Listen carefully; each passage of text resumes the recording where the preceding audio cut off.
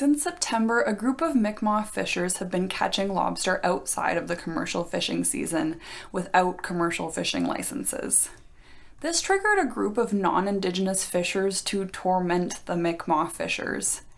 The Mi'kmaq say harvesting lobster in this way is their treaty right, but the non-Indigenous fishers say that they should not be allowed to do this because of conservation concerns. So, who is right? Let's take a look. Hi, you're watching Gabby on Government. I'm Gabby and I'm an ordinary Canadian on a journey to learn about my government. I'm so happy you're joining me on today's journey where I'll be talking about the Mi'kmaq and their lobster fishing rights. This story is incredibly complicated and there is a lot of history to it. If you read a 5-minute article on the CBC about the situation, I can guarantee you don't have the nuance to be able to make a judgment about this case. I spent around 20 hours reading news articles about the situation, and honestly, I haven't made total sense of it, but I'm going to boil down what I've learned for you. I think it's important that judgments made on either side of the situation are tempered by the amount of history and nuance that are involved. The immediate issue is that non-Indigenous fishers are upset with Mi'kmaq fishers, specifically the Sipekne'katik First Nation fishers, for fishing outside of the commercial fishing season for a profit without commercial licenses. And when I say upset, I mean a group of non-Indigenous fishers have been recorded to have vandalized a truck, threatened to burn their group out of their fishery, set their lobster on fire, and generally harassed the Indigenous fishers. So then why are the Mi'kmaq set on fishing despite this torment? Why are the non-Indigenous fishers so upset over this? Answering these questions requires a short history lesson. For over 500 years, fishing shaped the lives and communities on the East Coast. But in the early 90s, the cod fishery in the Maritimes collapsed. In 1992, cod biomass fell suddenly to 1% of their earlier levels. This collapse was almost entirely due to destructive commercial fishing practices. The government was worried fish stocks would disappear completely if the fishing continued, so they placed a complete moratorium on cod fishing. 35,000 fishers and fish plant workers lost their jobs due to the collapse of the cod fisheries. Life completely changed in these communities. The cod moratorium triggered what is still the largest industrial closure in Canadian history. One of the few species that survived during the collapse? Lobster. Fast forward to a different but related issue in 1999. Mi'kmaq fisher Donald Marshall dared authorities when he overtly fished without a license and sold his catch. This was thought to be a clear violation of the law at the time. His demonstration triggered a Supreme Court case that was fought to determine if Indigenous peoples should have special rights to fish separate from the rights of non-Indigenous people, based on historic treaties. The details of the Marshall case are hugely complex on their own. Historians and expert witnesses disagree on how to interpret the primary treaties the case is based on. But the outcome of the case was relatively simple. It affirmed the 1760 Peace and Friendship Treaties, allowing the Mi'kmaq the right to hunt, fish, and gather in pursuit of a, quote, moderate livelihood. In the years since 1999, the Canadian government, specifically the Department of Fisheries and Oceans, have made efforts to integrate the Mi'kmaq's fishing rights in a sustainable way.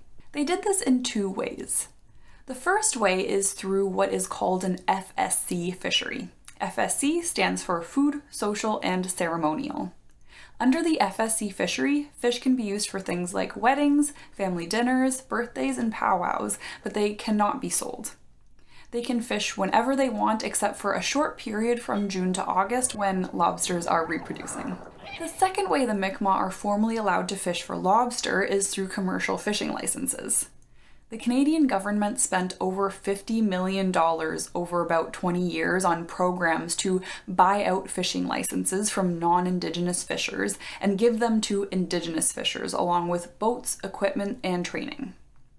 The government thought they had done a great job creating this arrangement, and indeed, this was great for some Indigenous people who wanted to fish, but not for all.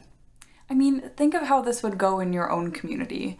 If someone came to your neighborhood and said, "Great news, people, we have a program where you can learn to fish lobster on a commercial scale.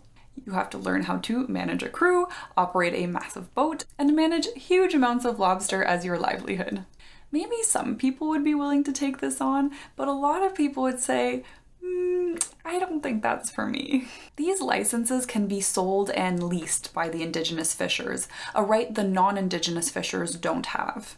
In some communities, how these licenses were distributed caused tension. So you can see that there's a gap in the type of fishing the Mi'kmaq people are allowed to engage in. On one side of the spectrum, they can fish for food, social, and ceremonial purposes for most of the year and are not allowed to sell their catch. On the other side of the spectrum, they can engage in full-blown commercial fishing during the specified commercial fishing season, but nothing in between.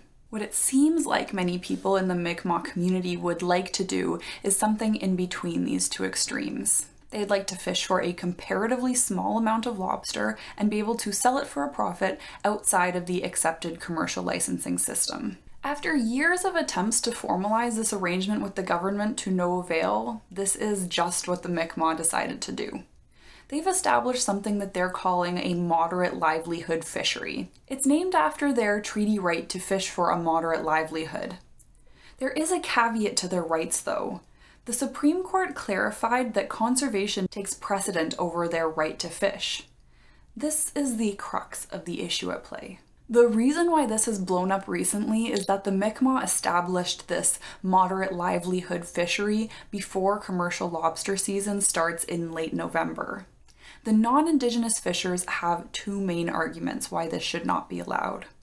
The first reason is that fishing for lobster between August and November is a semi-sensitive time environmentally speaking. The lobsters are molting and have soft shells, and therefore can be easily injured and die before they can be sold. The second reason is that they're concerned the Indigenous fishers will fish out all the lobster before they even get to start in November. Neither of these arguments seem to hold much water. It seems most experts agree that while fishing lobster during the molting season on a large scale may cause significant waste, there is little impact on the scale the Mi'kmaq are fishing. In regards to the second argument of lobster being fished out before the season begins, experts also say that the scale is so small it will barely be felt by commercial fishers come late November. Does this mean that the non-Indigenous fishers have no right to be angry about the situation? It may be that their anger is misplaced. From an Indigenous perspective, if they have the treaty right to fish from August to November, they should be allowed to exercise that right. However, that right is tempered by the role of conservation, and there has been little clarity, at least publicly, as to if these current low levels of fishing will be maintained by this moderate livelihood fishery. It should be noted that they did submit a conservation plan to the government. You can understand that conservation is a very touchy subject for Atlantic fishers, most of whom lived through the fishing moratorium and subsequent economic collapse in the early 90s. So with that context, who should say how much Indigenous fishers should be allowed to fish during this time? Well, that is the pleasure of the Department of Oceans and Fisheries to answer, a federal department ultimately led by one of the fancy MPs, the Minister of Fisheries and Oceans, the Honorable Bernadette Jordan. Jordan, and by extension the Trudeau government, has been widely criticized for mixed messaging on what Indigenous fishers are allowed to do, and being slow to define what the balance should be of fishing for a moderate livelihood and lobster conservation efforts. You can bet this is now at the top of her priority list. If the Mi'kmaq wanted fast answers from the government, it seems that this tactic has worked, though not without a cost to their community. If I had to give this situation a diagnosis, my diagnosis is government failure to listen. It seems to me that 20 years ago, when faced with the problem of how to integrate Indigenous fishers into the current regulations, the government got really excited about the idea of getting the Mi'kmaq into commercial fishing, thinking it would satisfy all of their needs, which, as we can now clearly see, is not the case.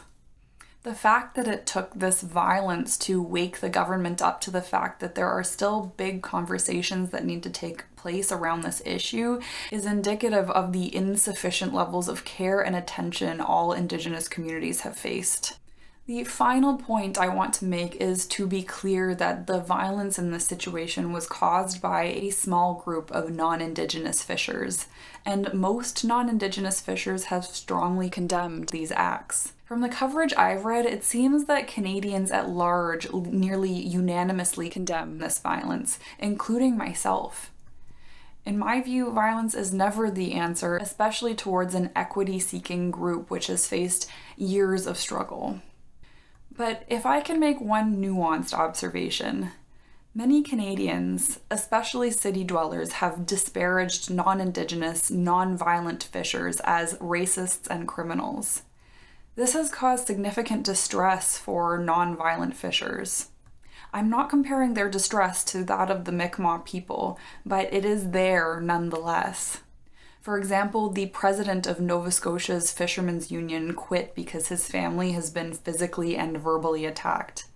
He described him and his family crying daily, and even his kids being followed home from the school bus. While I think it's nearly indisputable that racial bias exists within this group, as it does within all of us, I think to dismiss these people and their concerns is not only a mistake, but a privilege of living in an area where our livelihoods are not tied to an environmentally sensitive fishery. So, what do you think? Do you agree with my diagnosis? Do you think the Mi'kmaq should be able to fish before the commercial fishing season? Do you think we should just leave all these poor lobsters to live their lives? Let me know in the comments. Thank you so much for joining me today. I'm not a civics expert, so if I got something wrong or you want to add something, let me know in the comments. I think learning about civics is super important, so if you want to help people find my content, I would be so grateful if you would like this video, share it, and subscribe. Thanks again, and see you next time.